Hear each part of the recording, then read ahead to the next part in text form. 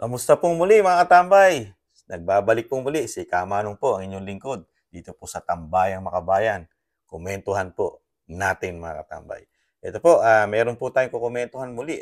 Ito po isang sa balita po na talagang ang First Lady po ay talagang sumama po sa pag-inspection po ng tinatawag na pamoso na po daw ngayon na Ilog Pasig na dati pong taian at basurahan nung panahon po ng panahon po nila Pinoy at nung mga nakaraang presidente. Pero sa panahon ni dating Pangulong Duterte, nalinis po yan at nawala po ang mga squatter area at tae at basura mga tambay kasama ng Manila Bay. Di po ba? Pero ngayon po, ang naikinabang po nitong kalinisan at sinasabing pag-inspeksyon at gagawin pong turismo ang Pasig River natin mga tambay. Ito na po sa Bagong Pilipinas. Ito, pakinggan po natin ang balita at komentuhan po natin mga tambay. Samantala, sumama si First Lady Liza Araneta Marcos sa inspeksyon ng Pasig, Bigyang Buhay Muli, Urban Renewal and Development Project sa Intramuros, Maynila. Sa inspeksyon, nagbigay ng update sina Department of Human Settlements and Urban Development Secretary Jose Rizalino Acuzar at Intramuros Administration Head Attorney Joan Padilla tungkol sa pag-usad ng proyekto. Nagpapasalamat naman si Secretary Acuzar sa unang ginang sa pagsuporta nito sa rehabilitasyon ng Pasig River. Nais ng First Lady na maging people-centered destination ang Pasig River Esplanade na katulad sa Thames River sa London, Sen sa Paris at Chao Phraya sa Thailand. Noong Hulyo ng nakaraang taon nang ilabas ni Pangulong Ferdinand R. Marcos Jr. ang Executive Order 35 na nag-uutos sa rehabilitasyon ng Ilog Pasig. I will shift to... Yan po mga tambay, nakita niyo po na talagang yung sabing pagbabangon o pagbabalik ng Pasig, parang sa panahon lang po ni Pangulong Marcos nangyari po. Na muling ibangon po ang Ilog Pasig mga tambay. Nakakalungkot lang po, di ba? Na parang kailan lang po natin nakita yan kung ano itsura ng Pasig, nung panahon ni Pangulong Duterte. Pag-upo niya, di ba? Mga talagang binaboy po yan ng mga taga-Maynila, na mga talaga sinasabing nasa NCR. Sila po ang bumaboy. Talagang, ginawa po nilang taian yan, mga tamay. Basurahan, mga taga-Maynila, di umano. Ito pong nasa NCR. Lalo po ang Ilog Pasig pa lang po yan. Hindi pa po kasama isang taian nila. Isang taian, basurahan, yung Manila Bay, mga tambay. At kasama na rin po sa paglilinis, di ba? Nasa Bisaya, bandang Bisaya po, di ba? Ang tinatawag na pamoso natin, di ba? Na beach na Boracay, di ba? At marami pang nalinis mga katambay. At nakakalungkot lang po. Never na may mention po. Magmula pong naupo ang administrasyon na Pangulong Marcos, never na pong na-mention ang Duterte administration sa mga nagawa at naumpisahan pong pagbabago. Lalo po ito pong sinasabi nilang pamoso na po ngayon at gagawin po talagang tourist spot at meron pang bansa na gagayahin para ito'y maging world tourist attraction ang Ilog Pasig mga katambay. Ito po sa pangunguna po ng First Lady. Pero never nga po, never. Kahit po sa balita, never po nasasabi po sa mga balita yung mga naumpisahan at natapos at nagawa ni dating Pangulong Duterte na ang nakikinabang na po ngayon ay taong bayan at ang ating administrasyon ngayon na talagang nalinis na po talaga yan, malinis na. At talagang yung pagpapaganda na lang po ang gagawin dyan para gastusan at yung sinasabing pamoso na maging tourist attraction po ang Manila Bay at ang Intramuros, di ba? Nakakaano lang po.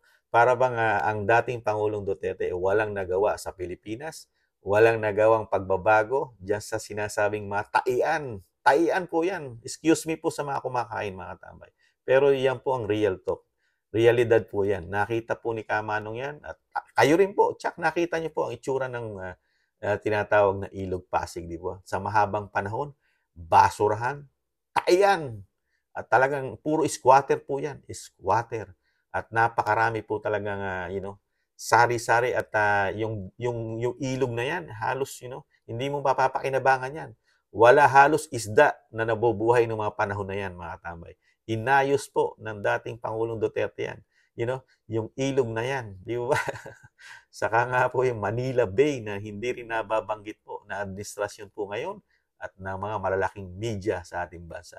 Talagang ibang klase po magbigay ng ng utang na loob. Walang utang na loob na nagawa o sinasabing hindi marunong tumanaw ng utang na loob. Ang mga hindi nakakaintindi at talagang may takip at may piring ang mga mata sa mga nagawa ng dating Pangulong Duterte. Di ba? Ganun po talaga mga tambay. I-accept mo lahat para sa iyo, para i-credit mo na sa iyo lahat. Magmula nung maupo ang Pangulong Marcos, sa kanya lang nagmula lahat ang pagbabago ng bagong Pilipinas, mga katambay. Pero yung mga dating pinupolitika po kasi ngayon kaya ganun po kasi talaga Dahil binabakbakan po nila ngayon, inumpisahan po nila kasing politikahin ng napakaaga ang Vice President ng bansa. Kaya po nagkandaleche-leche po ang administrasyon po. Sa tingin po ni Kamano, kaya nagkandaleche-leche ang administrasyon ni Pangulong Marcos ngayon dahil sa napakaagang pamumulitika na ginawa di umano ng pinsan sa Kamara para dito kay BP Sara. Kaya po yung matandang Duterte na nananahimik na sana sa politika, nagising dahil sa ginawa po nilang napakaaga, baklasin at tanggalin ang pagiging unity team, di ba? Tinanggal nila ang sinasabing unity team dahil nga sa ambisyon sa politika. Talagang nakakalungkot. Tapos ito po ngayon, binabangon po nila yung mga nagawa po ni dating Pangulong Duterte. Sila na po ngayon ang sinasabing kumikredit di umano na never nga pong nami-mention, mga katambay. Nakakalungkot. Pero tayo po mga Pilipino, si Kamano, alam po natin ang totoo. Alam po natin ang totoo nangyari diyan sa Ilog Pasig. Alam po natin ang history niyan, mga tambay. Alam natin. Buhay pa tayo pare-parehas. Nakita natin ang history ng Ilog Pasig, kung kanino yan, naayos at nalinis. Ganon din po ang Manila Bay at ang Boracay at marami pang iba. At yung history po ng Skyway, alam po natin yan. At yung history rin po ng kauna-unang subway po sa Pilipinas na ginagawa na po sa Metro Manila. Alam din po natin kung sino nag-umpisa niyan, yung proyekto na yan, at matatapos na lang po yan kung popondohan ng gobyerno natin ngayon at ayusin din po ang pondo ng mga right of way. Diyan lang po magkakaproblema yan sa right of way. Tama, yan po ang nakikita ni Kamano nakikita ni Kamano na delayment lang po yung right of way kung hindi po magiging maayos ang bayaran. Di ba mga tambay? Yan lang po yun Yan lang po mga tambay ang maiksi nating vlog.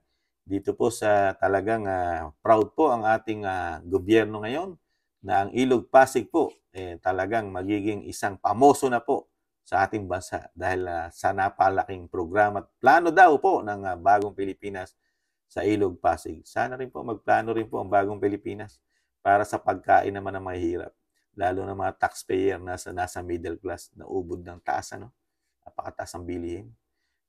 Hindi po natin kailangan yung mga sobrang pamoso kung ang bilihin naman natin sobrang taas. Di po ba mga katambay?